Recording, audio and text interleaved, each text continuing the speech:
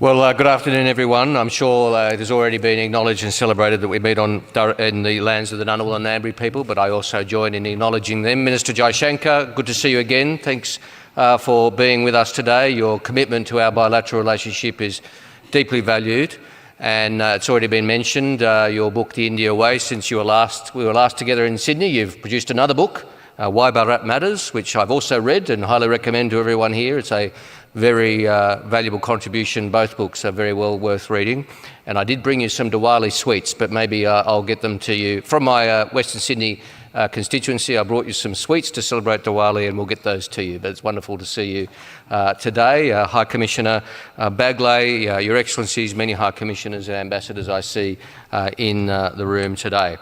Well, I thought I would just, in my relatively brief contribution to you today, deal with three matters. Three themes to the Raisina Down Under dialogue. Firstly, climate change and national security as a national security threat. Climate change is a national security threat. It's something which is being increasingly recognised in Australia. In the public discourse, we do tend to focus on the national security issues in the Pacific for understandable reasons. There are countries and friends whose very existence is under threat.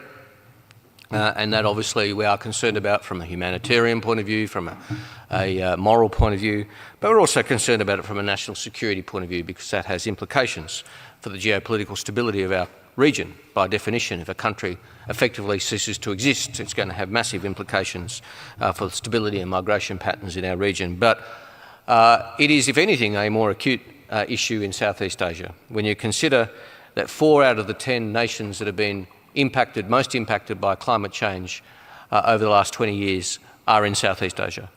When you consider that in Indonesia, 40 million people live in low-lying archipelagos which are subject to the impacts of climate change and will have to move.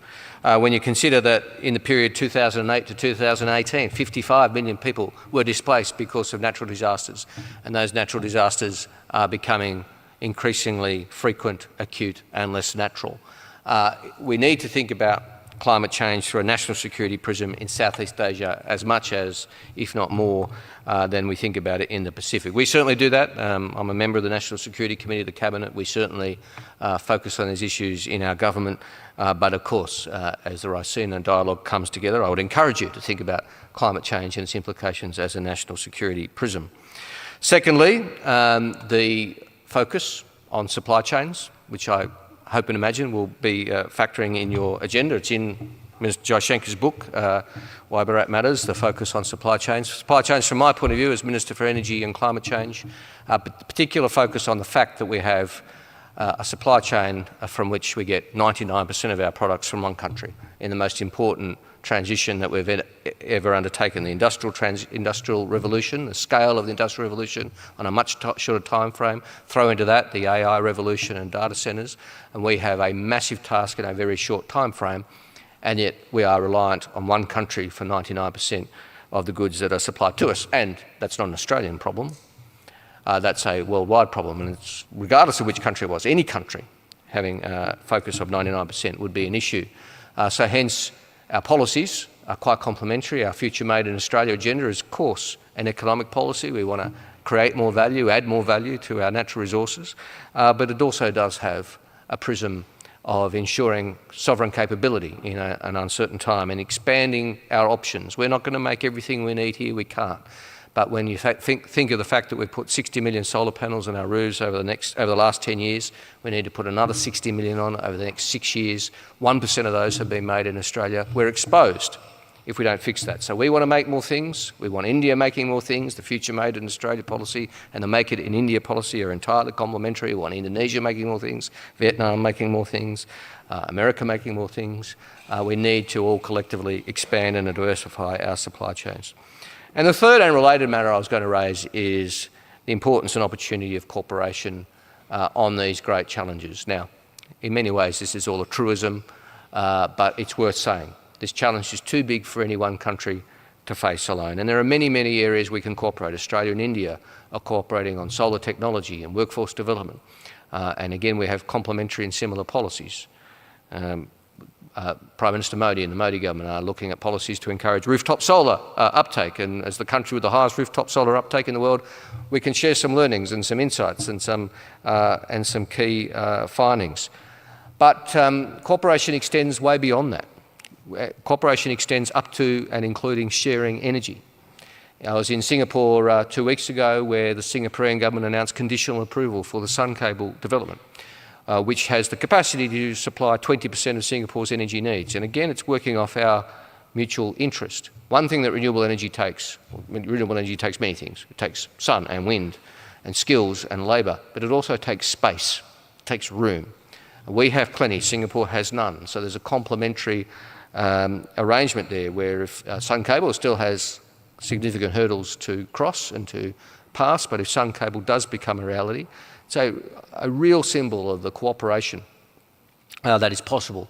And we are strong supporters to the degree that we can be as ASEAN strategic partners, not ASEAN members, but ASEAN strategic partners, strong supporters of the concept of an ASEAN grid. Again, we're doing similar things in Australia. We already have the longest, deepest energy grid in the world, which runs from North Queensland to the bottom tip of Tasmania to the middle of the country. Because if it's not windy in Sydney, it's probably going to be sunny in Queensland at that particular time, and the hydro will be working in Tasmania. So there are great benefits for us to be connected. But the same principle applies for Southeast Asia. Vietnam's offshore wind, Laos's pumped hydro, great solar potential for Indonesia. The opportunity of sharing those energy resources is a good one, and if we are connected into Singapore via Sun Cable, we will by definition then be connected into the ASEAN grid as well, which I see as a very positive thing and a great opportunity for our region in coming years. It's not just, I know this is a Raisina dialogue, it's not just about our region, it is broader as well. One of the bilateral relationships we're doing the most on is with Germany, with green hydrogen. And the German and Australian governments working very closely for the development of Australian green hydrogen. The German government funding Australian green hydrogen because they know that they won't be able to make enough green hydrogen for themselves, and that they will need to import 50% of the green hydrogen needs. And I'm very pleased that we agree that Australia can be the key partner for Germany in that undertaking. Again, that has very positive geopolitical implications. So they're the three frames I thought I would share with you to hopefully stimulate a little bit of discussion in your very important sessions today and tomorrow. Climate change is economic policy. Climate change policy is economic policy, but it's also national security policy. It's also industrial policy in 2024. And it's very much a geopolitical challenge and a massive opportunity for our country. So with those few remarks, thanks for joining the Raisina Dialogue Down Under. I'm very pleased to be part of the conversation today. I'm sure it'll be a positive conversation.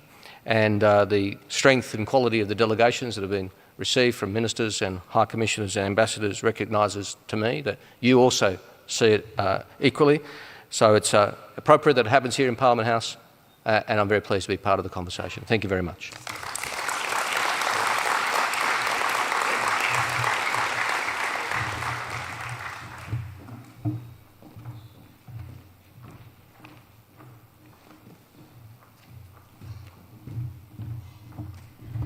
Thank you, Minister Bowen, and we hope you continue the tradition and we see you next year